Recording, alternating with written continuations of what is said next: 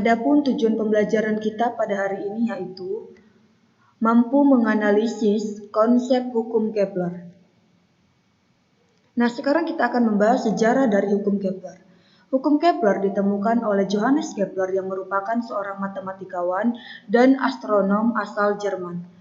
Sebelum Kepler mengemukakan hukumnya tentang gerak planet yang mengelilingi matahari, manusia zaman dahulu menganut paham geosentris, yakni paham yang membenarkan bahwa bumi adalah pusat alam semesta. Menurut Claudius, seorang astronom Yunani, bumi berada di pusat tata surya dan matahari beserta planet-planet yang mengelilingi bumi pada lintasan melingkar. Tahun 1243, astronom asal Polandia bernama Nicolaus Copernicus mengemukakan model heliosentris, yakni bumi beserta planet-planet lainnya yang mengelilingi matahari pada lintasan melingkar. Namun kedua model tersebut masih memiliki kekurangan, yaitu tidak ada keselarasan antara lintasan dan orbit planet. Kemudian pada tahun 1609, Kepler menemukan bentuk orbit yang lebih cocok, yaitu berbentuk elips, bukan lingkaran, dan menjelaskannya dalam 3 hukum Kepler.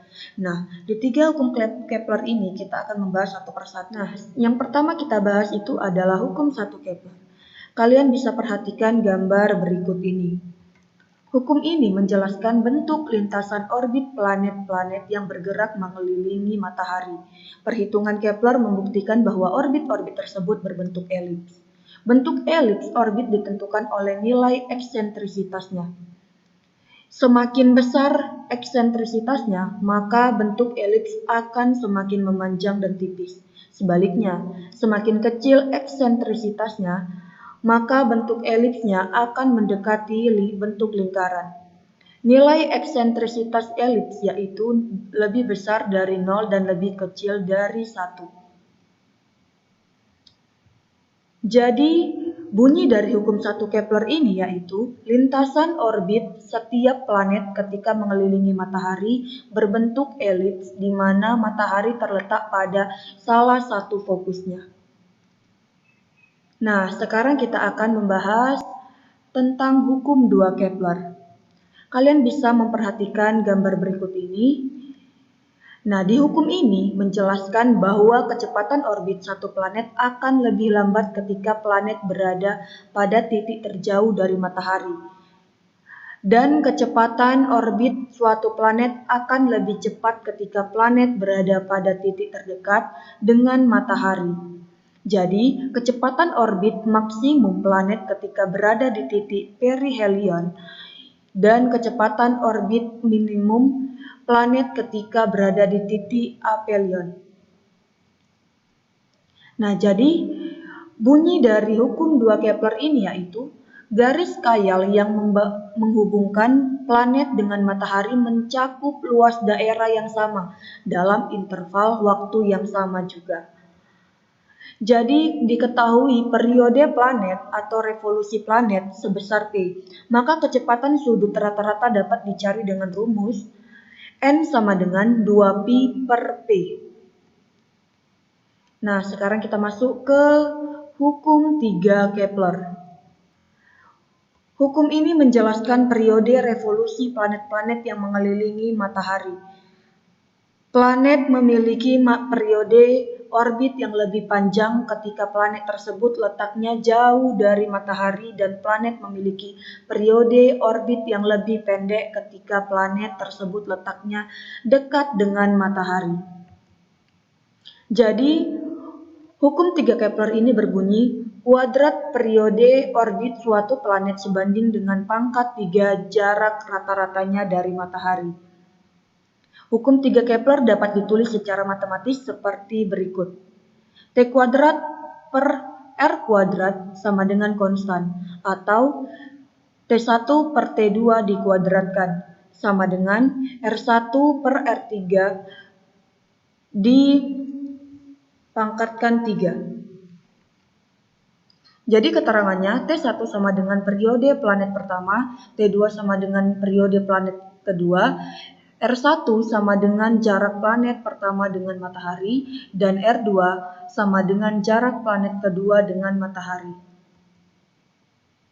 Nah, fungsi dari hukum Kepler sendiri yaitu untuk memprediksi lintasan planet-planet atau benda luar angkasa lain seperti asteroid atau komet yang mengorbit matahari. Selain itu, hukum Kepler dapat pula digunakan untuk benda-benda langit lain yang tidak hanya mengorbit matahari, tapi benda langit lainnya seperti orbit bulan terhadap planetnya. Hukum Kepler digunakan karena ia dapat memprediksi lintasan orbit dengan perhitungan yang cukup sederhana untuk perhitungan yang lebih akurat. Hukum gravitasi Newton dapat dipakai menggantikan hukum Kepler. Nah, contoh soal yang pertama. Kalian bisa melihat gambar berikut ini, perhatikan gambarnya.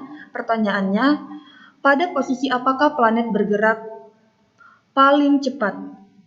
Nah, jawabannya itu adalah A, posisi A ke B.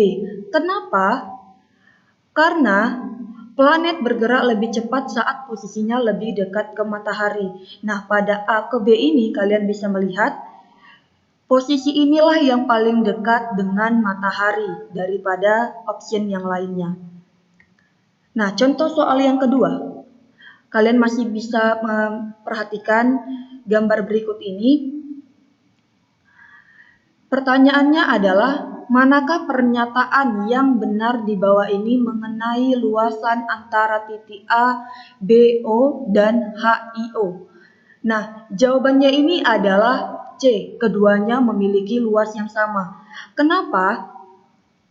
Karena berdasarkan hukum 2 Kepler, luasan area titik garis khayal pada orbit nilainya konstan. Dimanapun planet berada pada orbitnya diukur berdasarkan interval waktu yang sama. Nah, contoh soal yang terakhir, yaitu contoh soal yang ketiga. Dua buah planet P dan Q mengorbit matahari apabila perbandingan antara jarak planet P dan planet Q ke matahari adalah 4:9 dan periode planet P mengelilingi matahari 24 hari. Maka periode planet Q mengelilingi matahari adalah, nah, kita buat dulu diketahuinya, yaitu RP banding RQ sama dengan 4:9. TP-nya 24 hari. Ditanya TQ-nya berapa? Nah, penyelesaian TQ per TP dikuadratkan sama dengan RQ per RP dipangkat 3 kan. Maka TQ kuadrat per 24 kuadrat sama dengan 9 pangkat 3 per 4 pangkat 3. Nah, maka TQ kuadrat per 576 sama dengan 729 per 64. Maka TQ kuadrat sama dengan 6.561. Maka TQ sama dengan akar dari 6.561 sama dengan 81 hari.